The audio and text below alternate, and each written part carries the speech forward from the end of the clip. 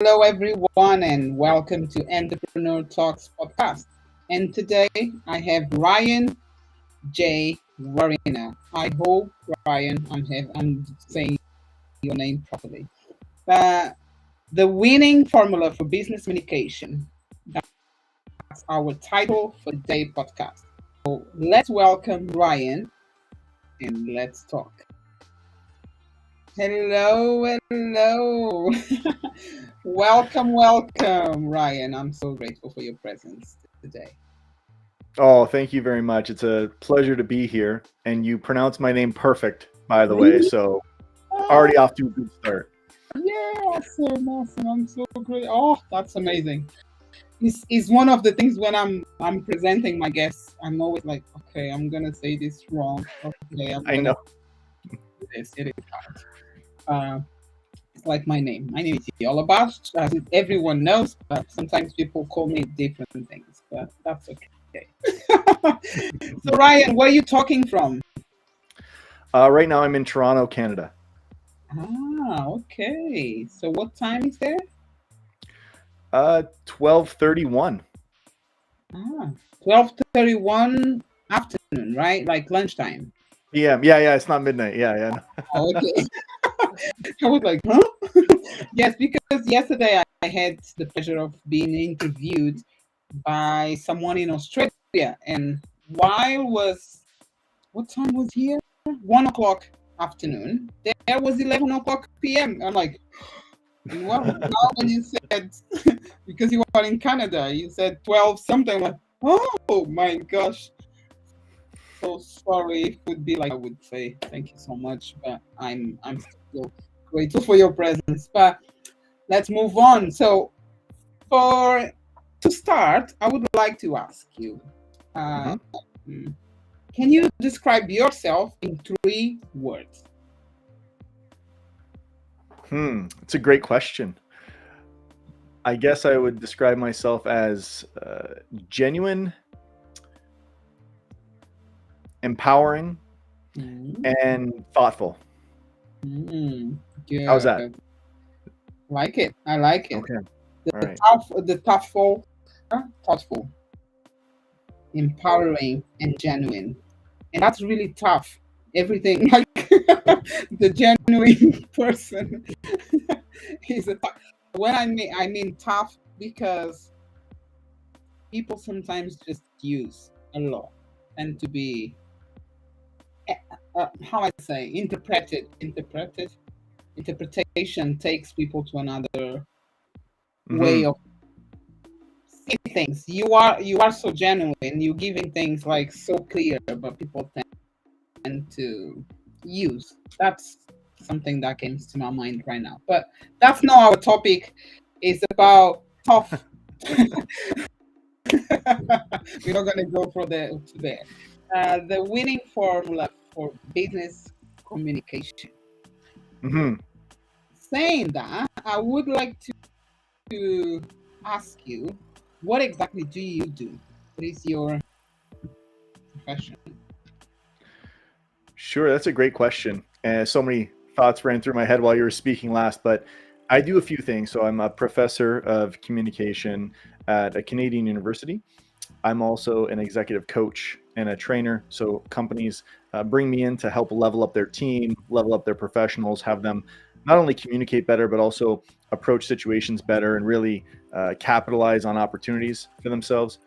And then I'm also a speaker. I speak at events. I'm an author. I write books. So I do a lot. And again, trying to the empowering adjective to describe myself, I try to help as much as I can. So that's how I spend my time. Oh wow, wow! And with when you do all these jobs, the purpose is to help people, but you use communication, right? Yeah, I believe that communication, I know now, all the research says that you could be the brightest, most intelligent person in the world, but if you don't have effective communication skills, then it's really tough for you to reap your rewards, to capitalize because people need to hear your message.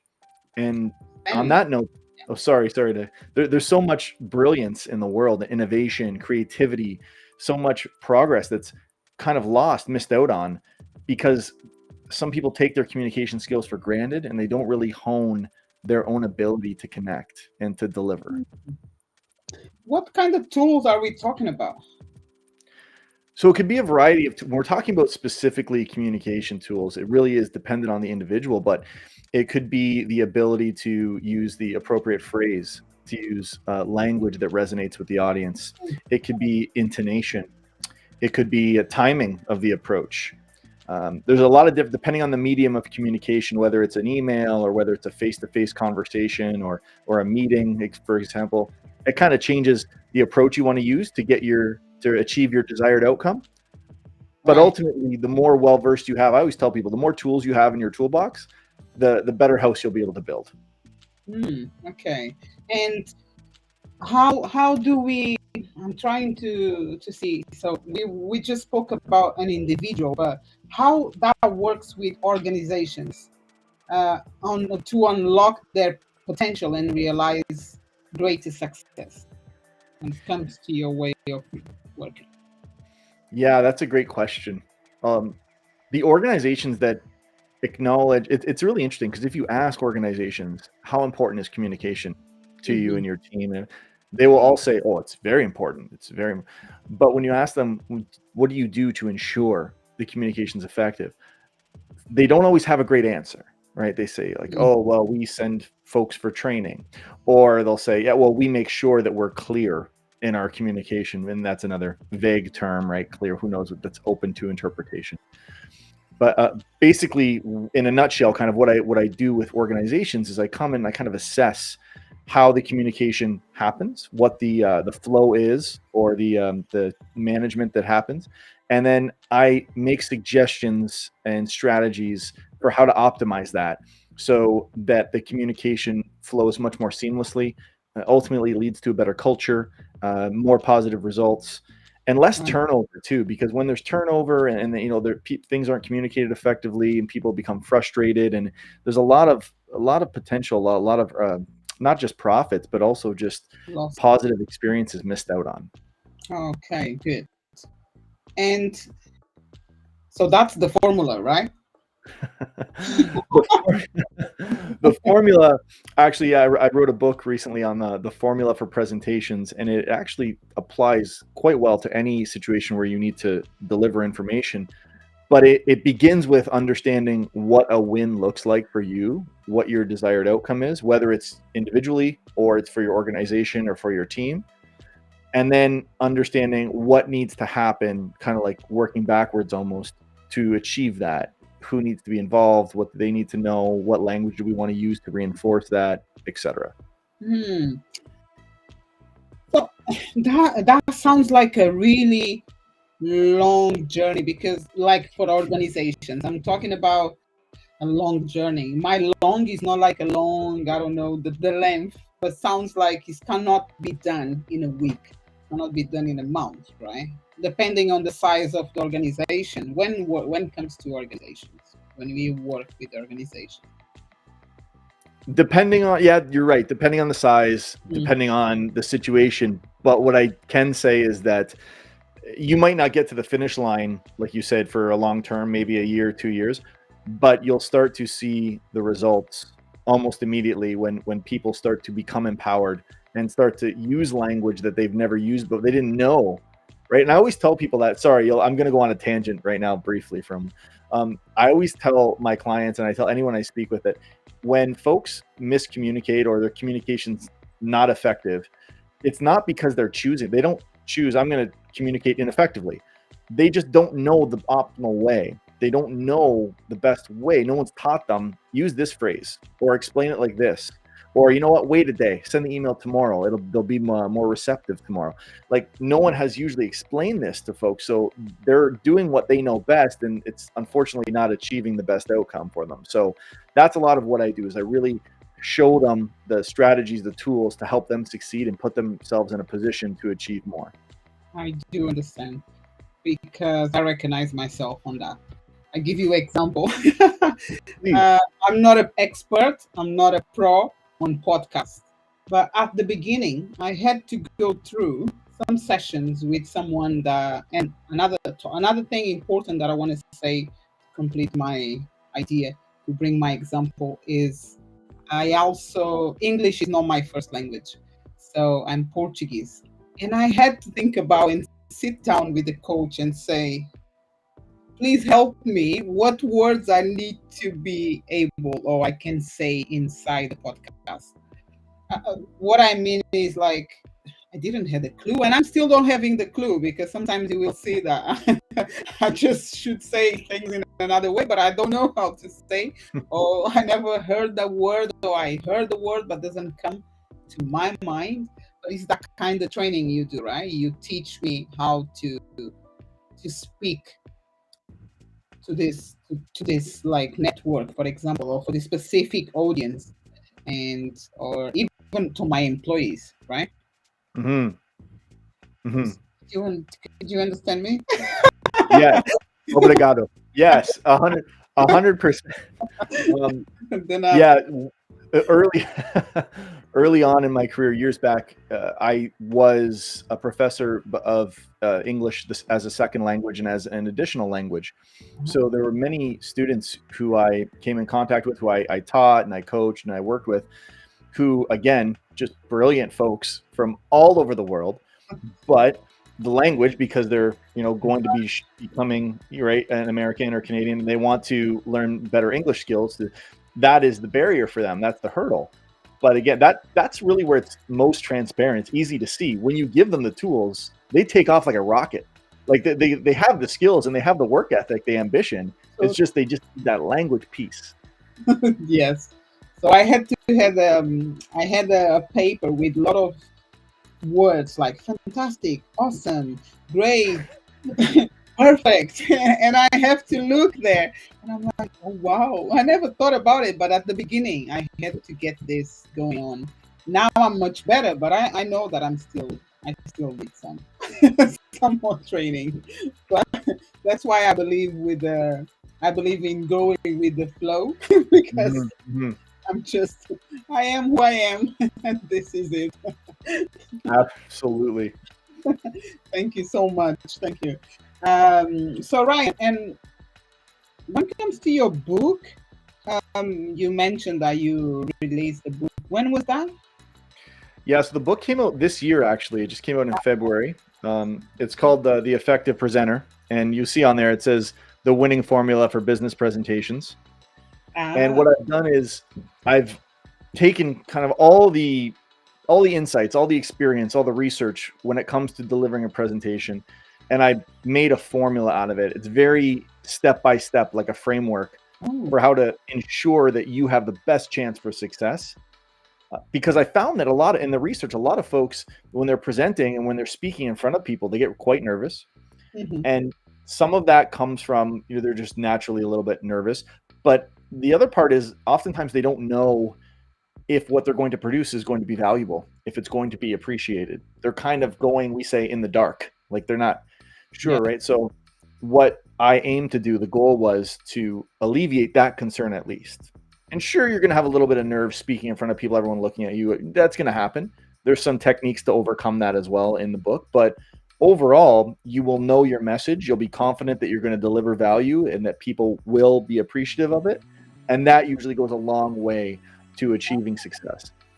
Wow. Sounds very interesting. It's available in UK everywhere. Where? Oh, it's available. Actually, my publisher's in the UK. It's funny you mentioned it, but yeah, it's available on Amazon. It's available everywhere. Okay. I can't remember if in the description of our podcast today is there your book. I can't remember, but I will check. Uh, It's not. okay, I'll check. I know the winning formula for business communication is the subtitle, so I just connected those dots.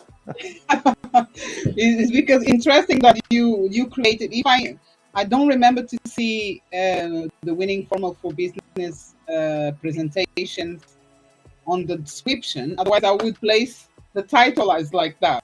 But communications englobes everything, right? Okay. So, which is good. Includes communication, presentations, or speaking, or right teaching. Email, Yeah, anything. Yeah. yeah. So, are you planning to write a book based on communication in general, or no? It's funny you mentioned that. I just spoke with my agent. So coming up, I do have two more books in the Oh, pipeline. Yeah, I can't speak too much to it, but I can say that one is going to work with speaking anxiety and how to reduce that, hmm. and the other one is going to be about how the art of self-reflection and to Oh, become more successful. that's really good. It brings mindset, empowerment, and change. Hmm, like that. So we cannot talk about this as you. We're not gonna talk about this. I like it, but so let's. What can I say?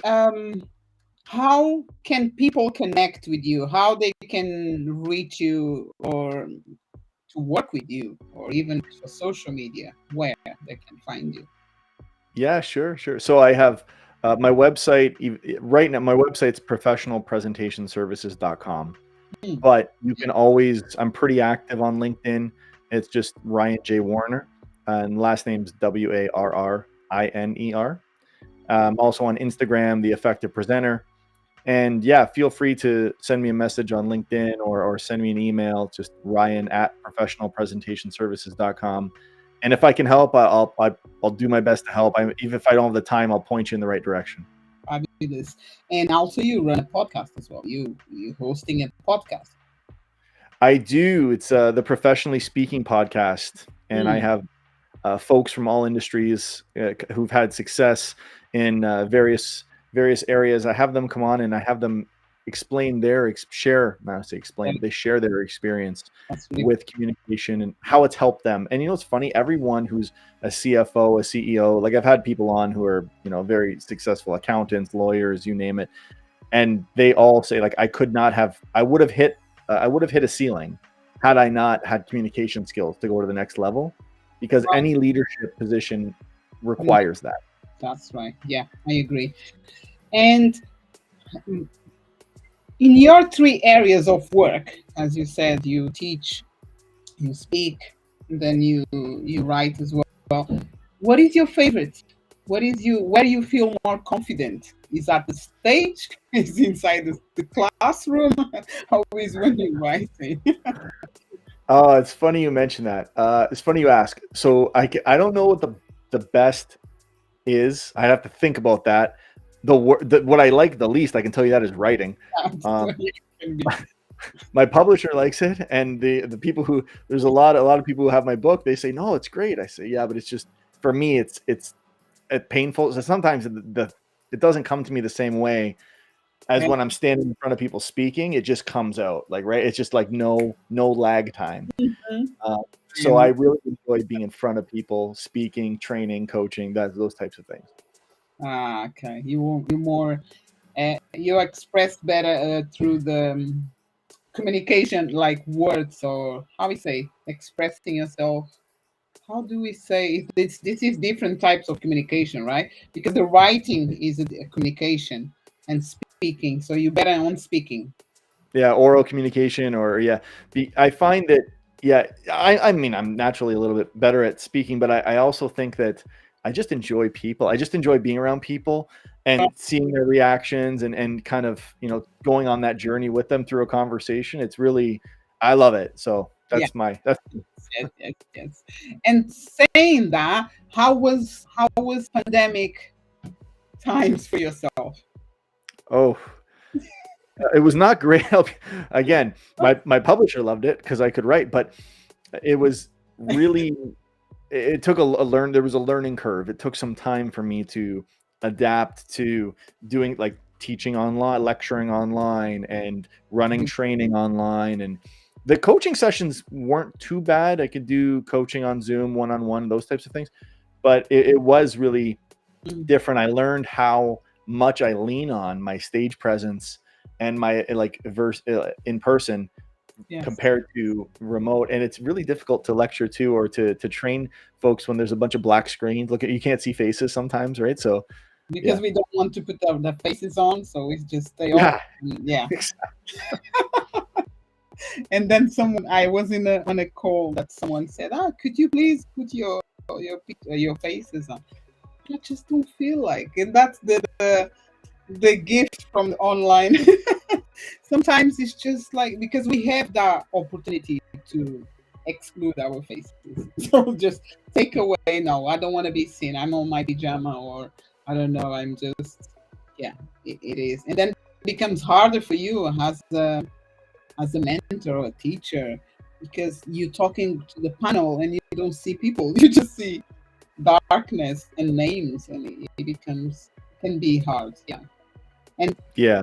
people like you, like, enjoy yourself outdoors and talking with people outdoors, outside, and talking with people personally is and like me as well. Is still, I'm still on the journey, if I can say, like getting close and with a lot of people. So yeah, it's still a journey. So, gradually, we are getting back to normal. I don't know if it's a normal, right? Hmm. Well, yeah, I've been doing more. Like I spoke last month at a conference in Montana, and I've been doing a little bit more traveling. But yeah, it's so interesting when you see the two. And I agree. I completely agree with you. I understand people don't, they want to shut their cameras off. Sometimes I do too, right? So it's I understand that. But from me, it's I had to shift my perspective because I'm always, when I'm on stage in front of people or when I'm training, I focus on the people, and my goal, I need to give you value. I need to give you something that will make your life better, make your life easier, help you achieve more. When I'm Right. doing that virtually, I still want to do that, but I can't tell if I need to adjust, if it's being received, if I, Yes. there's no feedback, right? It's so tough. Good, good, good, good. Thank you so much, Ryan. So we coming to, yeah, this is it. We're coming to an end, and I'm so grateful for your presence. Thank you from Canada. Thank you, Canada, for having Ryan there doing the work he's doing. Awesome, it's powerful, and I would like to finish our session. Could you, what would you say to my audience? Uh, What tip do you want to say about communication, about your winning formula? Sure, I'll give your audience the best advice I can ever give anyone. Okay. And I have not said this before. This isn't something I say all the time. Yeah. Thank you. So yeah, to everyone listening out there, okay, it's not tangible, so you can't quantify the amount of opportunities that you'll have with improved communication skills. But I promise you, communication skills, if you can develop yours, if you can learn more vocabulary, learn better delivery strategies, put yourself in more situations, you'll be surprised at your potential and how far you can really go. So it's not God given, it's not a talent, not like your height. Okay. You can improve this. It's like your flexibility, it's like stretching. Okay. Awesome. Improve it and realize your results. Awesome. And if you need help, you know where to go. Get in touch. Do you run a channel, YouTube channel? I do not actually. My social media team wants me to, but I'm a little bit busy at the moment, but maybe in the future. Right. Okay. Awesome. Thank you so much, Ryan. It was a pleasure, and all the best. And God bless you. Take care. Thank you very much. You as well. You're welcome. Thank you. Thank you. So this is it. We came to the end with Ryan J. Warriner, and thank you so much. This is Entrepreneur Talks podcast run by Women Flix, and my name is Yola Bash. You can find our podcast on Spotify, iTunes, YouTube, and much more. But for that, you can access to our website www.womenflix.org and get all the information there. Take care. God bless.